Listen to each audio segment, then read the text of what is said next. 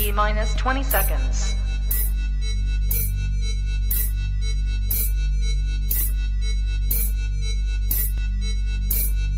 10, 9, 8, 7, 6, 5, 4, 3, 2, 1.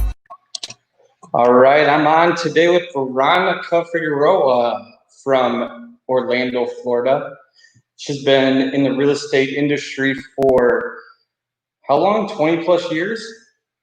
Don't age me, right? How long? 17 plus years. How long? 17. 17. Okay. Where did you get your start in real estate, and what brought you to the industry? You know, I told this story before. You know, it was necessity. You know, it was necessity, and I got my license straight out of college, and didn't think I needed it. I got it because a friend told me to get into the business. And you know, we're in Orlando. You and I were just talking about that. It's timeshare capital of the world, so we had this misconception that we were going to be selling timeshare, and I never pursued that. And you know, when I did have a need to finally use my real estate license was when I was about to become a single mom and I needed to supplement my income. So after having my license for about 3.5 years, and I only used it for my personal purchase and just danced around with it a little bit, then I faced the reality that it was time to really do something that would be able to support my family, my children, and myself as I embarked on this new journey. So that was 2004. And I fell flat on my face a couple times because I was trying to balance both a full-time job and doing real estate at the same time. And I knew I needed to either go all in or do something else. And I went all in. And so I've been doing it full-time since 2004. 2005, actually, 15 years. And it's been awesome. I've actually had my license since 2001, so almost 20 years. But full-time working in it 15 years. And it's been an amazing journey. It's been such a blessing. And I look back and I'm like, oh, I remember when real estate used to be like this, when it used to be like this, when it used to be like this. And it's crazy how it evolved and, you know, the world we're living in today. And excited to do this with you and learn about you and see how we can just share with others our journey. Yeah, definitely. And that's kind of why I do this, is just so that we can pour some knowledge into, you know, agents out there that are just getting started, or that, you know, just hit a brick wall and don't know where to go or what to do next. Absolutely. So where did you get your start? What brokerage, actually? So my very first brokerage was just someone that I knew that had a brokerage, and it was just her.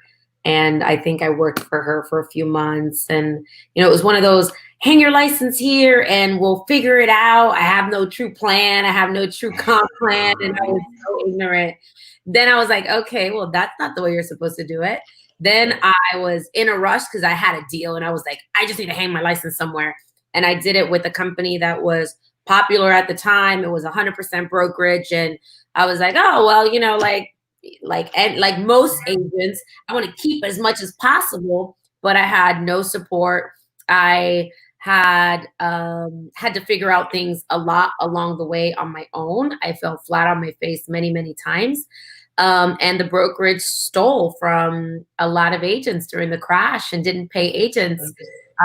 So that was part of the journey, the story of just being like, wow, what, you know, where you hang your license matters, right? Who you partner with matters. And because I was pretty self-sufficient, I was pretty successful once I hit the ground running. I really wasn't, you know, I didn't need a lot of support at the time. So I thought.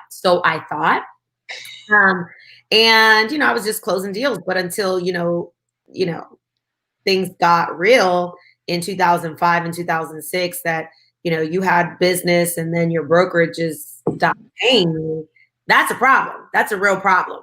So I vowed to make sure I never worked for an organization like that again, that I worked with someone, or I would open my own that would make sure I honored the work that the agents did. So that was my first experience. And then I opened a boutique. Then I worked for Keller. Then I worked, I jumped around for a little bit just because I wasn't sure who I was as an agent. I really didn't have an identity. I was just kind of going through the motions. I didn't have respect for the industry at that time other than just my clients, right? And after gaining some experience and some momentum in the industry and having some mentors who guided me and kind of gave me the right advice, I started realizing the importance of having a sound foundation of your brokerage and the people you're around, your mentors. And then after doing it for about 6 years full time, I ended up becoming a franchise owner of a RE/MAX franchise. And by then, I had already been an independent brokerage. By then, I had had my experiences with the not so great brokerage. And I also had worked a short stint with Keller Williams. And then I had the opportunity, because of our production, we did really well. We had the opportunity to become a franchise owner, and we loved it. We did so well there. It was 8+ years, almost 9 years of just pure bliss of growing and learning from other people, and having an opportunity to grow a household name, to become an agent in a market that we absolutely love and we still work in, and learn from some amazing people. So, RE/MAX had my heart for many, many years. Mm-hmm. And then you came over to, was it Zillow, or did you go to? No, so I started my relationship with Zillow in 2013. I started a little bit earlier than that, but I really didn't really do much. And then I really started immersing my relationship with them in 2013, 14. And obviously they are, a platform that I advertised on, and I started learning the online lead gen. And from there, going really deep in the relationship, learning where this company was going. I just leveraged them with whatever brokerage I was at the time. I was RE/MAX, and then recently moved over to EXP a year ago. And our relationship with Zillow continues to be a very strong relationship. We have learned so much from them, and given us the opportunity to partner with a lot of agents across in our market, and work with buyers and sellers from all over, and still partner with EXP, which was a really big decision for us when we moved over, but we're super grateful for the opportunity. Everyone from the leadership team to the CEO to just all the partners that we have just been amazing. And, your goals change, right? And at that time, we were ready for a new chapter, and EXP was a really great fit for us. And here we are a year later, loving every minute of it. And this is our final destination. Nice. That's awesome. Not everybody gets to do that. When you were just starting out, and I was there, just about a year and a half ago. I was just starting out. I didn't know what to do. I didn't know where to go. I started with Brookshire, and then eventually I moved over to EXP. But I remember starting off, and I had no idea where to get my first transaction from, or where to, how to prospect or anything. Nobody taught us that. So if there's new agents out there, people that just want to get started in the industry, what would you say to do to them? What, like marketing wise, what would it be? I think that there's not one there's not one clear cut answer, right? Some people have a larger sphere. You have the people who are moving to a different area, who maybe don't have a sphere or can't buy the business to market. So, that could be a different scenario. I definitely think you should always align yourself with a great brokerage, a brokerage that can provide mentorship resources. If they have listings, obviously you can do the open houses. I'm a firm believer in a lot of the basics. Now today with the world we're living in, right? A lot of times people are going to be a lot more reluctant to the open houses, but they still work, right? They still work. People are still out there. Now we see agents doing virtual open houses. I'll share with you what I tell the agents that are on my team that we coach, right? Because we get a lot of new agents that come on board, and it's like, how do I hit the ground running, right? So it starts with being okay with doing things that are going to feel weird, like video, showcasing communities, giving clients information that is beyond just what they can find online, right? Being the person that they trust as that authority in your market. And with technology, you can do so much quicker now. Like what I had to do 15 years ago is completely different than today.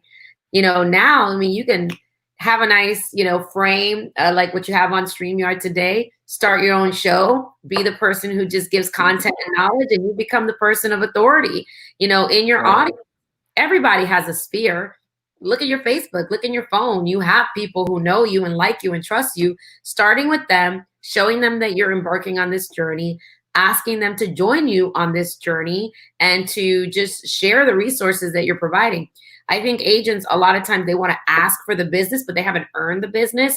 You have to earn the right to ask for the business, in my opinion. So you have to position yourself as that person that has information that's valuable, and you have to come from a place of value proposition. So what are you doing? Are you showcasing the up and coming areas to live in your community? Are you sharing what are the different programs that are out there? And are you meeting clients where they're at, whether they're first-time home buyers, whether they're a move-up buyer? What information are you providing, and how are you putting that information out there? Is it social media? Are you farming? Are you doing open houses? Are you hosting events? Are you hosting buyer seminars, seller seminars? There's so many things that you can do. But at the end of the day, you just have to have a smart system that allows you to be in front of more people. And this is a contact sport, and it still has been and always will be. And I think we can look at contact differently, right? Now, mind share. If you could stay top of mind, then usually you can dominate market share. And you can move into this industry and have a successful career faster. Now, for those who are like, yeah, but I don't know how to do it. Great. Go join a great team. Go leverage their database. Go help them. Great team leaders need team members to jumpstart their career. I mean, and where they'll be happy to help you jumpstart your career. Set your aside and leverage a person's database and expertise and knowledge and mentorship to help you make your first year successful, and you're leveraging each other's resources. I think a lot of times agents, let the ego get in the way. Absolutely leverage a team leader or a great brokerage that has opportunities for you, but don't forget the basics are definitely being in front of more people all the time, providing massive value on the market, not just vomiting real estate, but showing them the way, giving them a pathway to truly make whatever their journey that they're setting out for happen. Definitely. I agree with you 100%. Everybody has, the best marketing tool in the world. I think it's your phone. All you got to do is pick it up. You can hit record and go in front of a few different, popular areas and just tag them and just get going that way. I agree with you 100% on that. If you're a seasoned agent, and when I say seasoned, I mean 5 years into the industry, and you want to take your game to the next level, would you tell them to do the same thing, or would you tell them is there something else you would tell them? I think the message really is for seasoned agents, because a lot of them are having fear and are not adapting to what we have to do today. Like, I know a lot of agents that say, I don't like video, or I don't feel comfortable doing that. Well, newsflash, you need to adapt, because the world that we're living in is a world of very, very, I would say, fast-paced knowledge, technology, information, valuable information, right?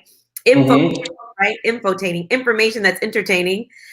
People want to know that they're not just listening to some boring person. And it's mind-boggling the amount of agents who aren't willing to adapt. Look at you. I mean, you have this amazing, beautiful setup. You're adding value to agents' lives.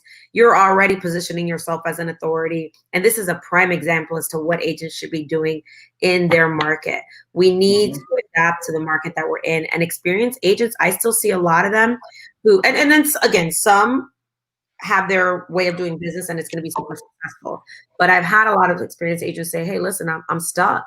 I'm hitting a wall. And I'll ask them, so what's your social media presence look like? What's your video strategy? What's your YouTube strategy? What's your funnel look like? And they're like, huh? And I'm like, all right, let's work on these things, because, you know, one thing is your database and your sphere, but we have to have a way to capture new opportunities. And how are you doing so? And a lot of agents don't have a plan. They were just shooting at the hip. And now there has to be a strategy. So video is a big strategy for us. We live and breathe video. Definitely. That was one of the things, you know, I come from a background where I started a restaurant, you know, 10 years ago, and I'm still doing it. And having a marketing plan is number one. I don't care what industry it is. And I think that's what's helped me so much in the real estate industry, is really having a plan. You know, you have to have a plan to get you from point A to point B. So I agree. Marketing plan, definitely something you need. Stick with it. Make video a big part of it for sure. And a lot of people that I interview talk about having a real estate coach. Have you ever had a real estate coach? And if you have, which ones have been your favorite? I've had a number of real estate coaches, and I still have a real estate coach. I did a lot of this on my own, and then I hit a wall, and it was coaching that was able, I would credit coaching that was able to give me the clarity that I needed at that point in my business, depending on where we were. The very first coaching that I had was Mike Ferry. You know, I just wanted to be a skilled sales rep. I just wanted to be a shark on the phones. I wanted to be able to, you know, convey our marketing strategy and convert. So if I was going to teach this to people on my team, I needed to know how to convert. I needed to know how to be skilled. So that was my very first coaching. And it was great. But as I started moving into leadership and coaching a team and growing, I started realizing I was running a real business. I actually needed to know how to run a business. So then I signed up for executive coaching and operational coaching on how to structure a team and how to structure an operation. And that was through Corcoran Consulting. And they coached a lot of the top teams across the country at the time. And I knew I wanted to emulate the success of others. It wasn't, you know, copy, it was admiration. So I was like, well, if they're doing this and I have a lot of respect for them, it must be working. I see how they've been able to scale their business. I see how they've been able to build something that is a true business. So picked up the phone. I happened to know Bubba Mills at the time because he used to be my REO asset manager. He used to run a big asset management company, and he was running this company. I called him. He remembered me. I hopped on a plane to New Orleans, and next thing you know, I started coaching with them. And I coached with them for about 2.5 years, and they pretty much helped me build the infrastructure from operations and up, from systems, onboarding, coaching, accountability for my team, which was super, super instrumental to our growth. After that, took a small hiatus, did a little bit of coaching here and there, you know, with other agents that I considered mentors through the relationship with Zillow.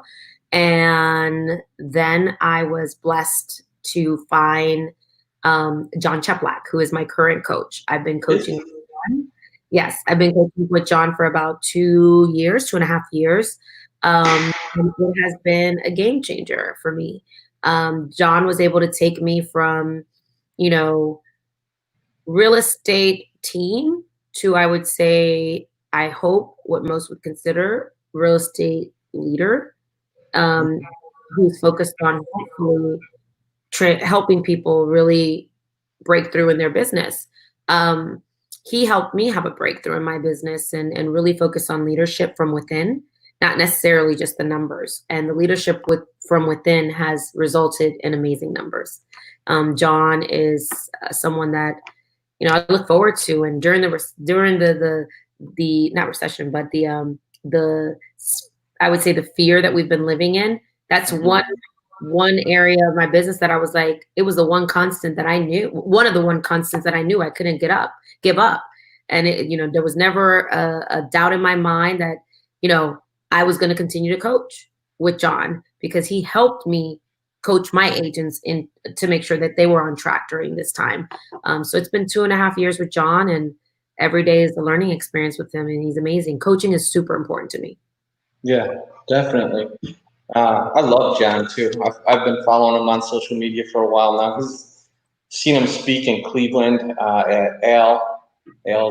He had a little event, but John Sheplak is amazing. That's awesome. He is. I'm glad. I have one more question, and then I'm going to let you get on to selling homes or whatever it is you're going to do today there in beautiful Orlando, Florida. But what is the biggest priority in your real estate business right now, and where do you want to take it? Where do you see yourself in 5 years?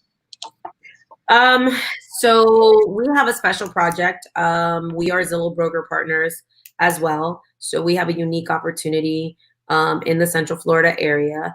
And if I had to tell you what my today goal is, finding the agent of the future, really recruiting agents that are aligned with our team growth. We have a very, very special opportunity where we have thousands of people who come to us who want to buy and sell real estate. So I need to find those agents who are the right agents to service with the same quality of service and the expectations that we have, so that they can build a thriving real estate career. But really, because our promises to the buyers and sellers, our promises to the people who trust us. So right now I'm building a really strong operations team so that we can coach those agents into success and make sure that they can service an abundance of buyers and sellers. And we want to aspire to share this opportunity with other agents. So right now, that's the main priority. We have 40 plus agents on our team, plus staff. So we're a little over 50, right around 50. But, we do anticipate growing in the Orlando market and continuing to dominate in the Orlando market. My 5-year plan is definitely to, find my successor and hopefully just focus on growing the organization and growing those leaders versus me being in the day-to-day. Although I have an amazing VP of Ops and, he does an amazing job, I still have a lot of involvement in the team. And I think 5 years from now, it'll be me supporting him and his leadership team and hopefully other leaders across the country to help them reach their goals. So that's where we're at for now. I love it. I love it. That's what I love about the EXP model so much, is everybody's in it to help each other out. And you want to see somebody, like you said, a successor come in and take over for you. I love it. Yeah. Well, I just want to say thank you for your time today. Oh, my pleasure. And if you guys want to get a hold of Veronica, she's located in the Orlando, Florida area. And what's the name of your brokerage there?